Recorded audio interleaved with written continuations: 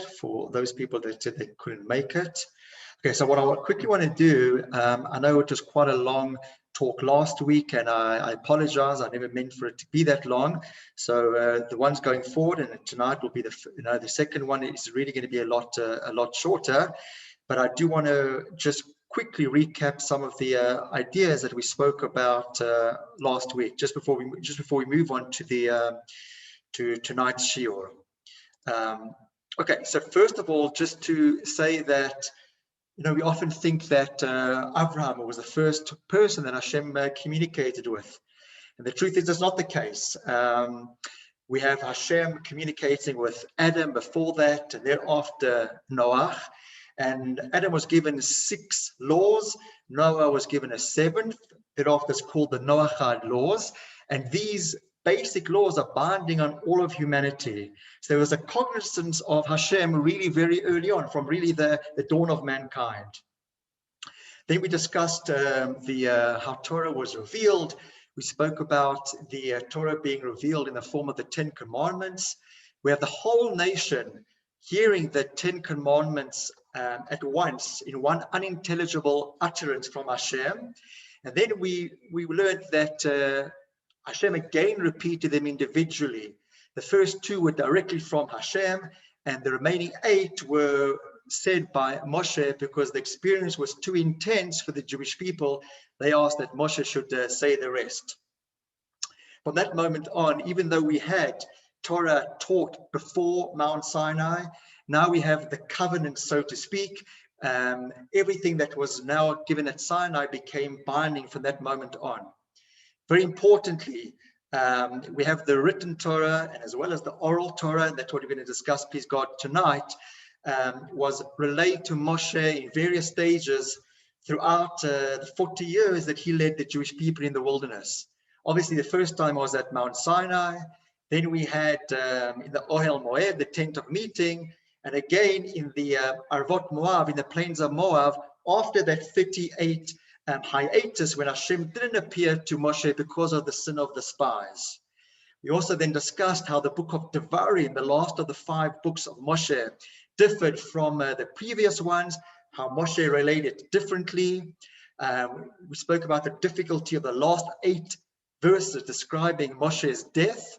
We said they were either written by Moshe with his own tears, or they were written by his disciple Joshua. Alternatively, we said that both had a hand, so to speak, in the writing of those last 8 verses.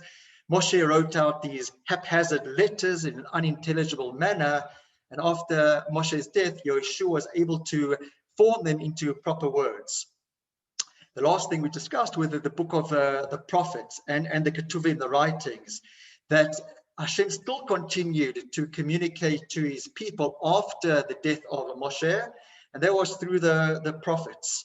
Importantly, we said that the books of the prophets, the Nevi'im, weren't there to teach us new laws, but they were there to solidify, to concretize, to give us a better understanding of the laws that had been given in the Torah. And again, that being the written Torah as well as the oral Torah. And I'm going to obviously go on. That's what we're going to speak about this evening, and we'll hopefully continue with it next week as well. Okay, so I just wanted to close what I was speaking about last time. Okay, so what I want to try introduce this evening is the idea of the oral law, the written law, the oral law, and how they're interrelated. So it's an absolutely fundamental principle of Judaism, and we'll come to it when we discuss Maimonides, Rambam. This is one of his principles of faith, that Hashem taught Moshe the written Torah and the comprehensive oral explanation together with the written. As I said in the brief summary, this was taught to Moshe at Mount Sinai, both the written and the oral. Again, later from the Ohel Moed, the tent of meeting, and shortly before his passing at the Arvot Moab in the plains of Moab. Again, we discussed it in the last shiur. Moshe then passes this tradition verbally, orally to the people, And it's a tradition. It then gets passed on from generation to generation, from the mouth of teacher to student for over 1,000 years. And eventually it gets written, it gets preserved in writing when we have the Mishnah being redacted. Thereafter the Talmud, the Midrashim, and please God, we'll speak about this a bit later in the Shiur. So we have two Torahs, so to speak. We have the Torah shebichtav, the written Torah, which was always written down, and the oral Torah, which was at its earliest inception oral. It was given over orally, and only later, and we're going to discuss why, was written down. So those are the two Torahs. Obviously, they can't exist without each other. You need the one for the other. And again, hopefully we will discuss that later. Okay, I briefly want to go through, because most of you are familiar with this, so I just don't want to spend too much time on this issue, but the content of the written Torah. So before we go on to understand and speak about what is the oral Torah, let's make sure we understand the written Torah. So the written Torah is the Chumash, the 5 books of Moshe, as was written down by Moshe Rabbeinu in the Torah scrolls. We spoke about thereafter, we have the books of the Nevi'im, the prophets, thereafter the Ketuvim, the writings, and that forms the Tanakh. That is the body making up the written Torah. The Chumash, the 5 books of Moshe, tell the story of the creation of the world up until the death of Moshe, and included in that written Torah are the 613 mitzvot. The Chumash, as we know, is divided into 5 books, and I quickly just want to run through the crux, the summary of each of the 5 books of the Chumash, of the Torah. The first one, Bereshit, is Genesis. Bereshit means in the beginning, so it obviously deals with creation. It deals with Adam and Eve, the flood, Noah, the patriarchs, the matriarchs of the Jewish people. We speak about the descent of Jacob and his family to Egypt. We have in that the mitzvah of circumcision, and very important, you have Hashem's promise to Abraham that his descendants would receive the land of Israel, and that his descendants would always be a positive influence on the world. So if you want a real short summary of Bereshit, that's it. The next book we have is Shemot, which is translated as names, actually means Exodus. And why it's called Shemot? Because again, at the beginning, we have the names of the family of Jacob who entered Egypt and formed, if you like, that would eventually be in slavery. So it does obviously deal with the Egyptian exile, the slavery, the suffering, details the birth of Moshe, the revelation to Moshe at the burning bush, the whole story of the Exodus, what precedes it, the plagues. Following the Exodus, we have the revelation at Mount Sinai, the giving of the Torah, the 10 Commandments, and the book of Shemot, the Exodus, then ends with the building of the Mishkan, the tabernacle. That was a forerunner of the Beit HaMikdash, and that's what housed the Holy Ark that contained the tablets. The tablets as well as one Sefer Torah that Moshe would have written, and I'll touch on that a bit later. The third book of the 5 books of Moshe is Vayikra, Leviticus, but the translation of Vayikra is "and he called." And again, this comes place where he called from the Ohel Moed, from the tent of meeting.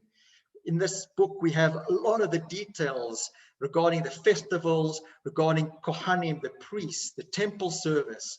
We have much of the code of ethics, morality.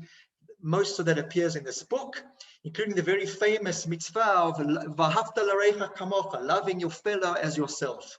Okay, that's a brief summary of Vayikra. 4th book is Bamidbar. Bamidbar means in the desert. Tells of the infamous story of the spies, the punishment that befalls them in that generation. We discuss all the travels, the battles, the struggles of the Jewish people during that 40-year sojourn in the wilderness after the Exodus and before they would into the land of Israel. It records the census of the tribes, how the various tribes positioned themselves, how they traveled, and also we have Korach's rebellion. And then finally, we come to the last of the books, Devarim, Deuteronomy, And as you spoke about last week, this is written in a different format. It's Moshe's words to the people. It contains rebuke, encouragement. We have warnings and prophecies. But importantly, as I said last week as well, and that's what absolutely has to be regarded as a intrinsic part of Torah, is we have laws, new laws introduced that we don't read of in the previous 4 books. Justice system, courts, just to name a few. And obviously the Deuteronomies and therefore the 5 books conclude with Moshe's death, the greatest of all prophets, the most humble of all men to have ever lived. Okay, I spoke about the Holy Ark containing the tablets, as well as 1 Sefer Torah. Before Moshe passes away, he writes 13 scrolls, 12 for each of the 12 tribes. And then there was a 13th one, which was placed in the Ark, in the Mishkan, and thereafter it went into the Beit HaMikdash, in the temple. And so important, because this lost Torah served as the standard of which all other Sifrei Torah, all other scrolls that would be written thereafter would be judged against. Again, as I said last week, I said in a brief summary, Hashem's direct communication doesn't end, but we have the books of the Nevi'im, the prophets, and the Ketuvim as well. Just briefly go through what the prophets, the middle of Tanakh. So I've just gone through the Torah of Tanakh, the Torah part, now the Nevi'im, the prophets. We have 19 books of the prophets in total. It begins with the disciple, the successor of Moshe, that being Yehoshua. So the book of Joshua constitutes the first book of the prophets. I don't want to go through all 19 just for time. And we end eventually with the last of the prophets, that being Malachi. Malachi is the last of the prophets. Then we come to the Ketuvim, the writings. We have Tehillim, Psalms. We have Mishlei, Proverbs. We have the book of Job, Eov. Then we have the 5 Megillot, which themselves also form part of the Ketuvim, that being Shir HaShirim, Song of Songs. We have the Megillat Ruth, the book of story of Ruth. We have Eicha, Lamentations. We have Kohelet, Ecclesiastes, and we have, which we're going to, please God, celebrate shortly, Purim. We have Megillat Esther.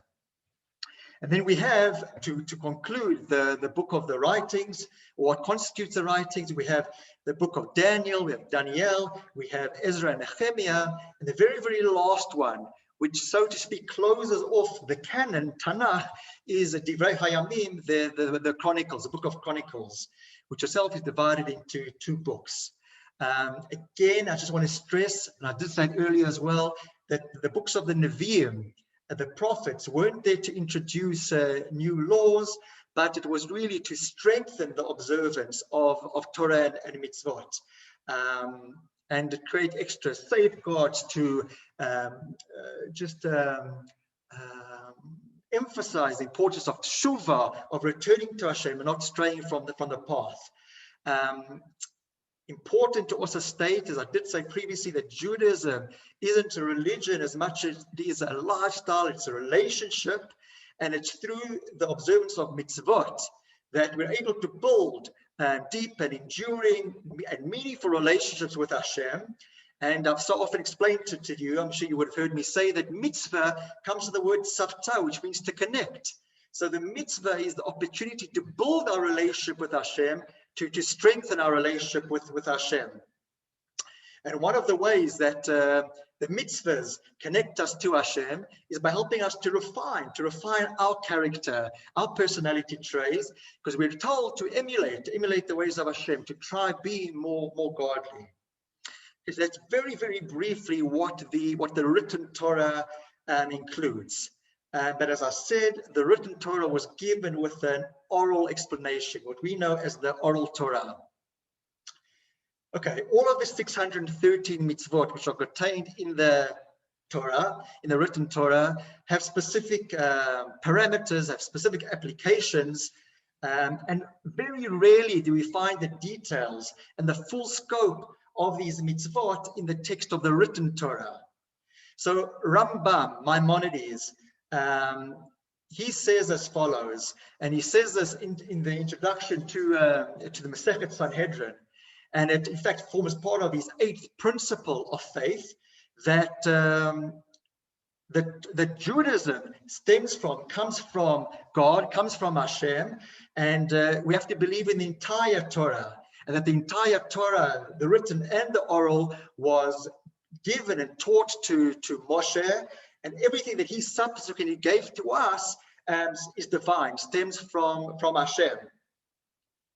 And we absolutely rely on those teachings. So again, it's not just the written Torah that Hashem taught to Moshe, but all the oral explanations that the written needs. And if you think about it, it absolutely makes sense.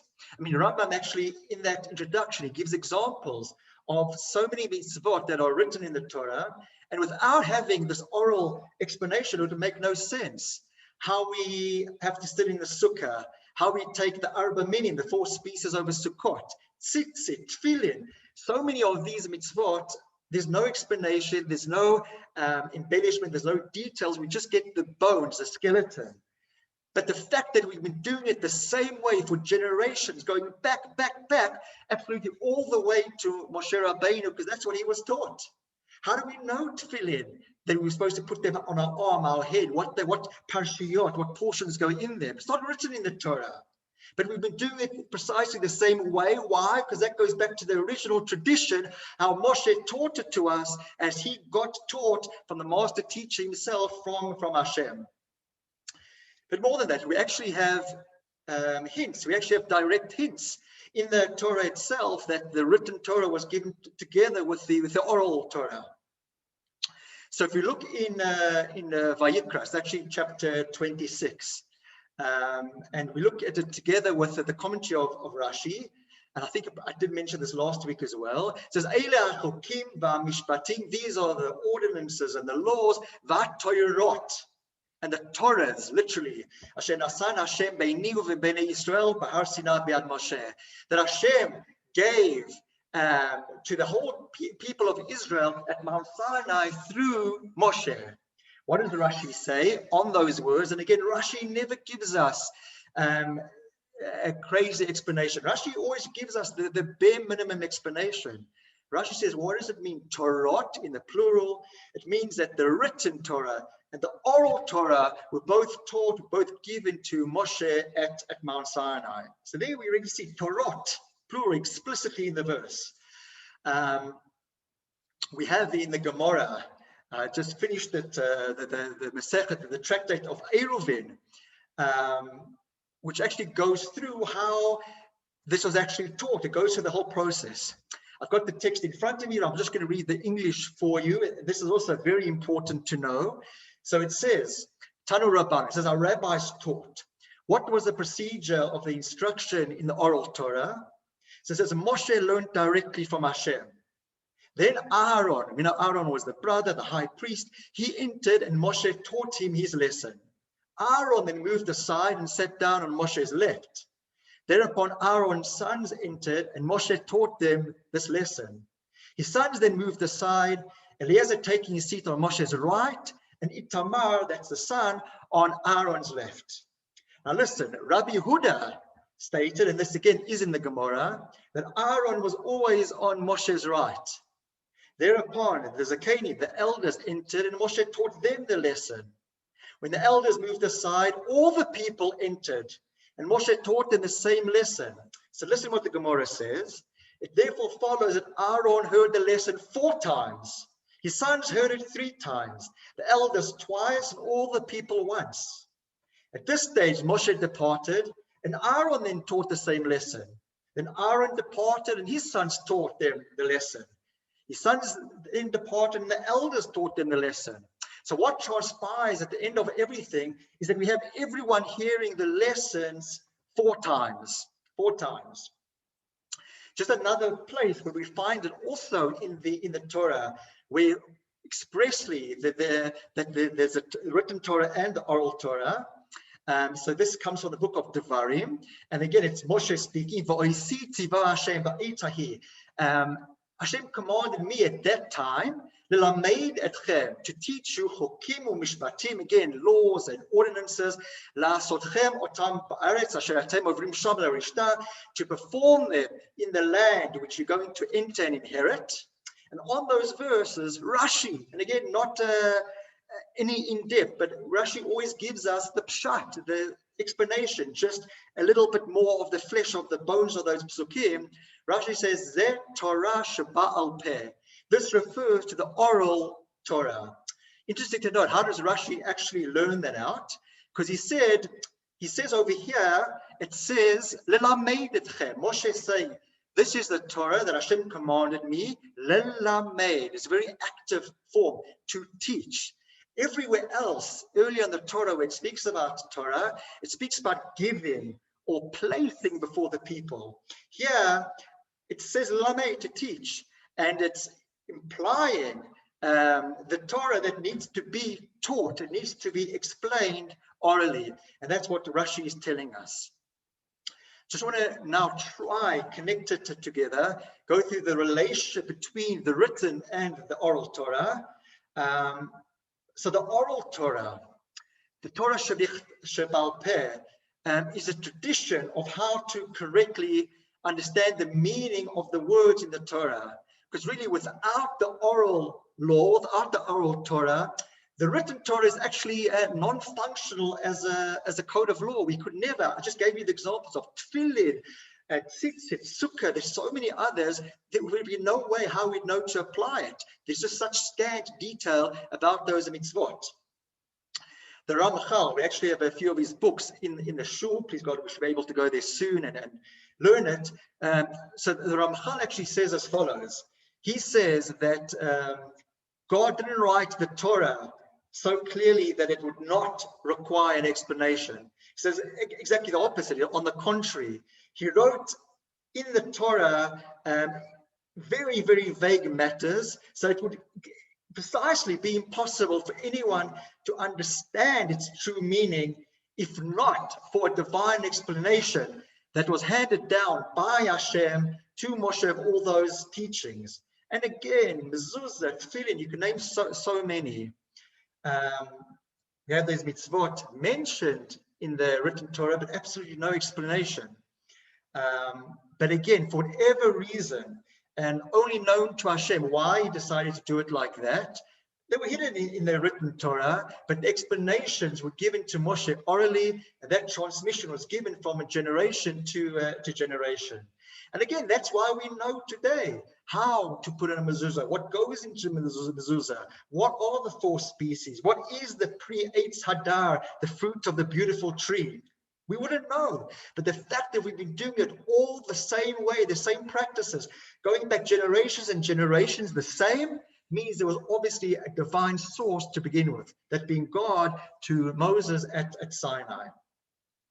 Again, we need to also understand that if everything had been contained in the written Torah, it's actually impossible to even fathom. It would be endless, because again, there are endless possible cases and variables. So therefore, what we have in the Torah shebichtav, in the written Torah, are the general principles that form the basis of legal system.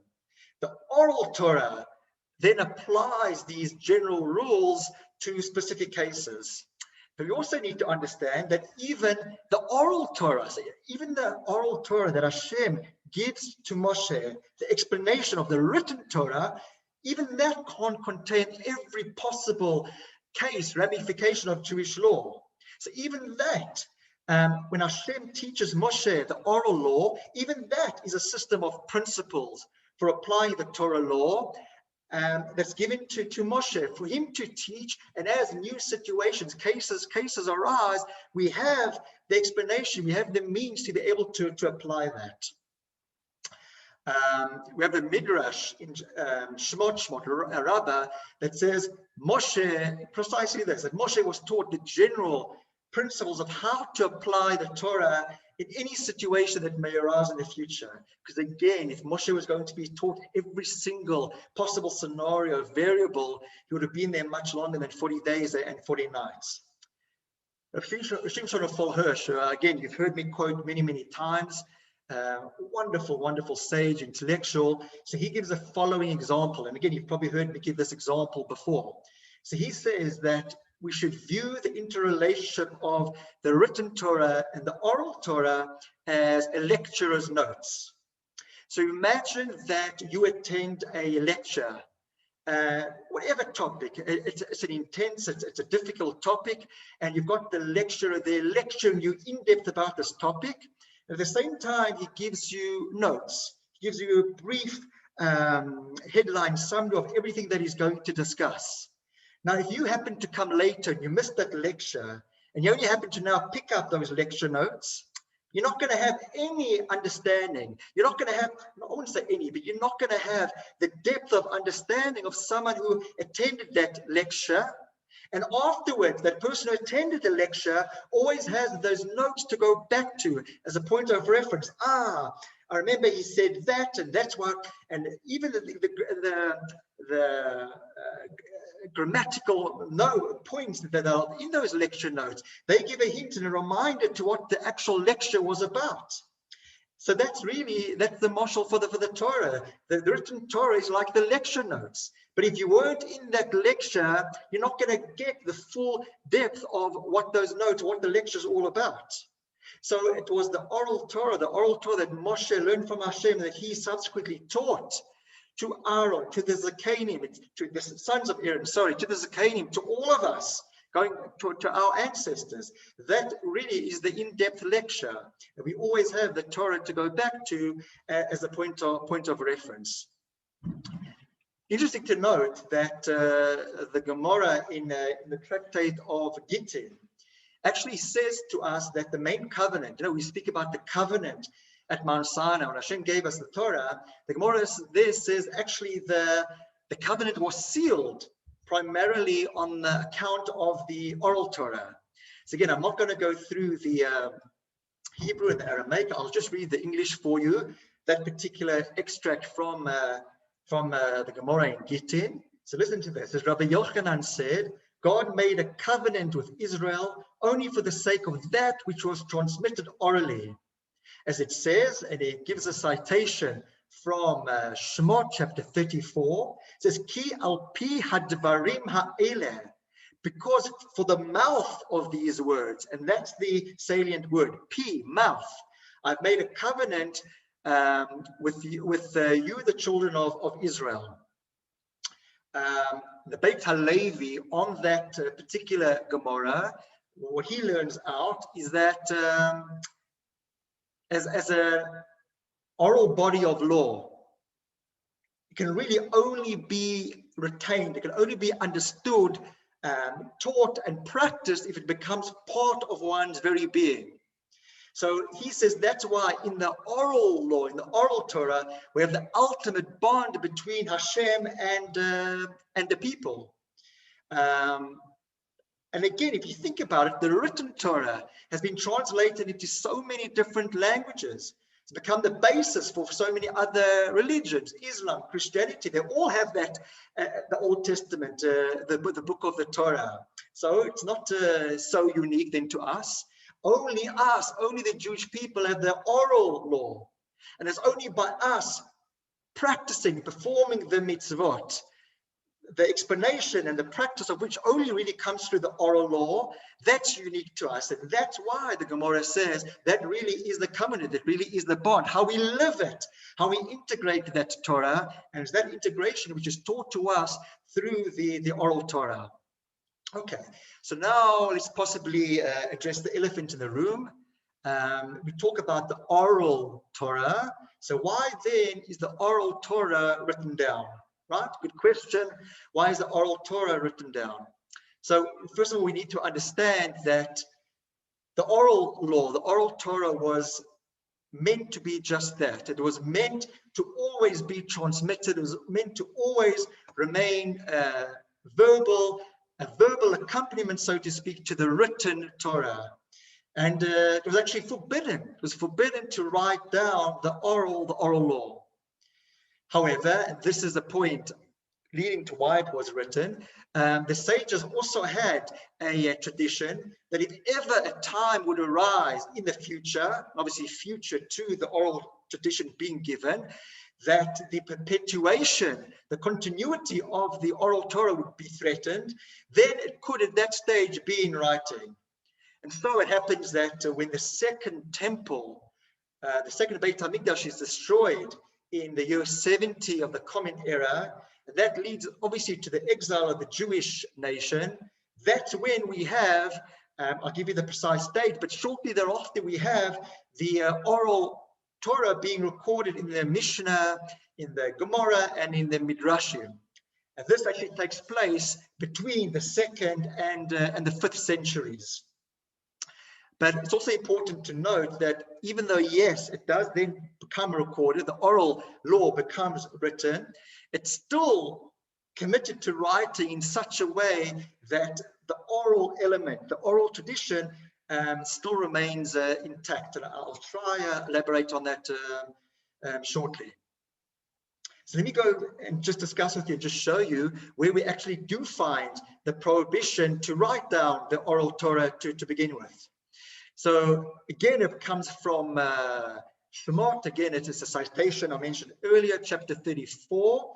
Vayomer Hashem el Moshe. Hashem says to Moshe, "Ktav lacha et hadvarim ha'eleh." Write these words down for yourself. Ki al pi hadvarim ha'eleh karati itcha brit vet Yisrael.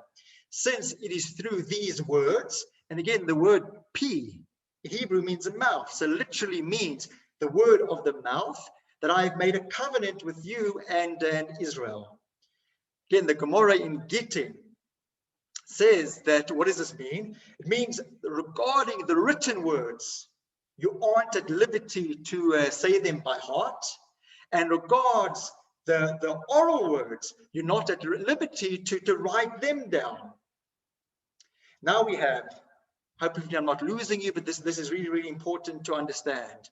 Then we have a commentary on the Gemara, which comes from Rabbi Nissim. And he writes as follows. Again, I've got the Hebrew in front of me. Just to save time, I'll just read through the English with you. I'm going to read it word for word. He says, the reason for the prohibition to write down the oral Torah is that the oral tradition contains explanations of the written Torah that can only be understood when explained well by a teacher. He says, were it written down, one might even be tempted to suffice with just that, even though one did not really understand it. Okay, so those are his words translated pretty much verbatim. But if I can just put it to you, paraphrase it, the written word cannot capture the depth of the spoken word. So again, one can never compare that which one teaches, says to a person, to what's written in a book. Again, think of a textbook that maybe you have to study, as opposed to a teacher that's gone through that textbook every day in class. Thank God my kids went back to face-to-face school today, had their teachers, but it's absolutely much more dynamic. And you learn so much more through the teacher's mouth, through the words that can ever be written into the book. Okay, so we do then have the leniency to eventually write down the oral Torah. But, and this is the proviso, that leniency could only be acted upon if the reason for writing down the oral Torah was to make sure that it remained intact. So in other words, for Torah, for its own sake, for its own preservation, that's the only reason that the rabbis were ever allowed to write down the oral Torah and then make it into what subsequently became the Mishnah. And again, this is what Rashi says. I'm just going to paraphrase. I'm not going to go through this with you because, again, I'm just mindful of the time. I want to finish in the next few minutes. But Rashi in the Gemara Gittin says that if the oral Torah was to be written down, it must only have been done so for absolute necessity, never for convenience. So again, it can't just be, no, it's so much easier to take the book of the Mishnah than to have a rabbi stand and teach you and make sure you learn everything. No. So again, it went back to the idea of the destruction of the second temple. We have the exile. We have the loss of the sovereignty over the land of Israel. Again, we have dispersion. Again, people don't have the peace of mind to learn and to master the depths of the oral Torah. Okay, so listen to this. I want to also just read this for you. This is from Rambam, Maimonides, and this is what he writes in the introduction to the Mishnah Torah. He says like this: our holy Rabbi Yehuda Hanassi, that is I'll get onto that now, the author of the Mishnah. He says our holy Rabbi Yehuda Hanassi wrote the Mishnah. From the time of Moshe until our holy Rabbi, no one had written a work from which the oral Torah was publicly taught. Rather, in each generation, the head of the court or the prophet of the time wrote down for his personal notes on the traditions he had heard from his teachers, but he taught in public from memory. Okay, so even though he wrote his own notes, when he himself taught in public, it was from memory. Let me go back to the text. So too, each individual wrote down, according to his ability, parts of the explanation of the Torah and of its laws that he had heard, as well as the new matters that developed in each generation, which had not been received by tradition, but had been deduced by applying the 13 principles of interpreting the Torah. And we went through that briefly in last week's Shiur. Go back to the text, and had been agreed upon by the great rabbinic court. Maimonides continues, such had always been done until the time of Rabbi Yehuda Hanassi. He gathered together all the traditions, enactments, explanations, and interpretations that had been heard from Moshe Rabbeinu, Moses our teacher, who had been deduced by the courts of all the generations regarding all Torah matters. And he wrote the book of the Mishnah from all of them. He taught it publicly to scholars, and it became known to all Israel. Everyone wrote it down and taught it everywhere, so that the oral Torah would not be forgotten by Israel. Maimonides concludes, and this is an important point as well, that throughout his life, that is the life of Rabbi Yehuda Hanassi, the author of the Mishnah, he and his court continued giving public instruction in the Mishnah. You also find, and this is also important to say, that in the Tanakh, one of the books of the Tanakh, of the Ketuvim, as we know, is Tehillim. And we actually find a legal basis in Tehillim for the publishing, for writing down the oral Torah. And we have the verse which says, Eit la'asot la'Hashem heferu Toratecha, which translated means there's a time to act for Hashem, they voided your Torah. And again, that pasuk, that verse, implies, at the very least, that when the Torah is in danger of becoming forgotten, it's time to take action for Hashem, even by means normally, or should I say previously, forbidden. So again, going back to that Rashi I mentioned earlier on Gemara Gittin, the prohibition was relaxed, not for convenience, but for absolute necessity, and importantly, for the sake of Torah, for the sake of Torah itself. I just want to skip, I'm just looking at time. Okay, I think it's important to note as well that even though we speak about the oral law being written down, I'm going to finish with maybe 2 more points. Even though we speak about the oral law being written down, along with all thousands of commentaries, the oral Torah, strangely enough, keeps to its intention or its origin. It remains oral. What I mean, the written books provide the basic frameworks of the principles of the oral Torah. But again, in order to fully understand that, you have to have proper training, proper teaching, proper instruction coming from people who are absolutely well versed. So you have what we would call a Gadol Hador, the great of the generation, not just your average cheder boy.